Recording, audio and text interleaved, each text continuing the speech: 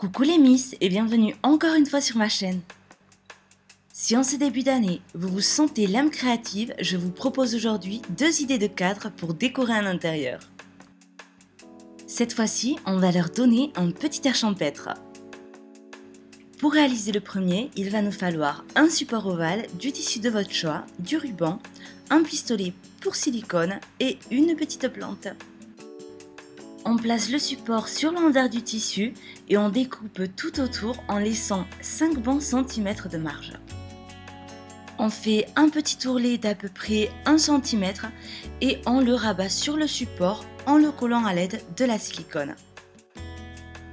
Par contre, comme le support est ovale, il va falloir faire autant que possible des plis réguliers tout autour. C'est la partie la plus difficile et fastidieuse. Il faut faire attention en même temps à bien tirer le tissu au fur et à mesure que l'on avance pour qu'il soit bien tendu lorsqu'on le retournera.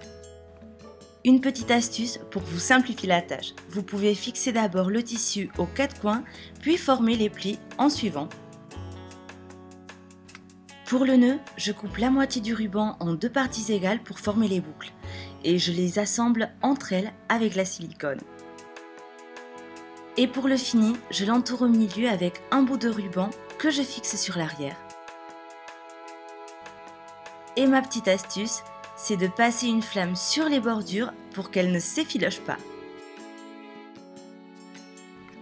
Pour pouvoir le suspendre, on va prendre une longueur de ruban d'au moins 40 cm.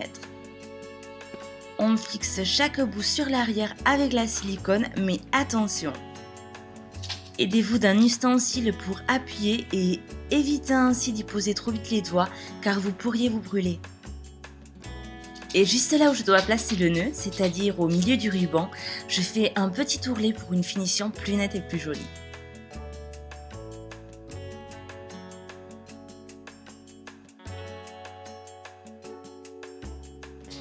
Il ne reste plus qu'à coller mon pot, à y mettre la plante et m'assurer que la silicone est bien sèche avant de suspendre le tout.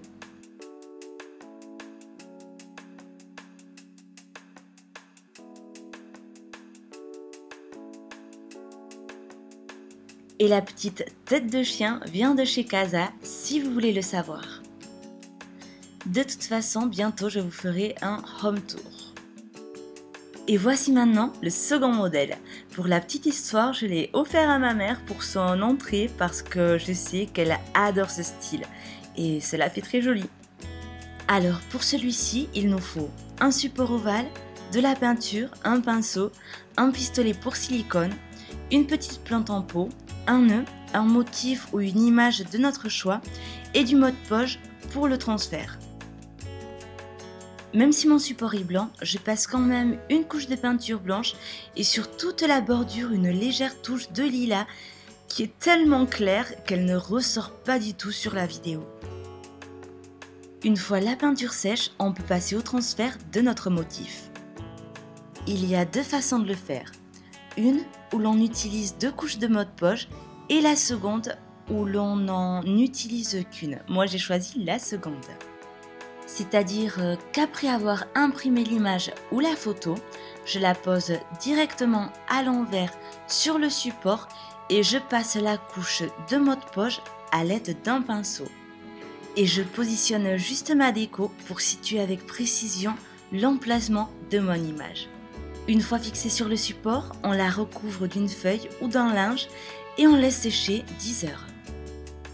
Le mode-poche est un vernis-colle qui sert à fixer et à transférer des motifs sur tout type de support. Je me le suis procuré sur eBay pour 5 €.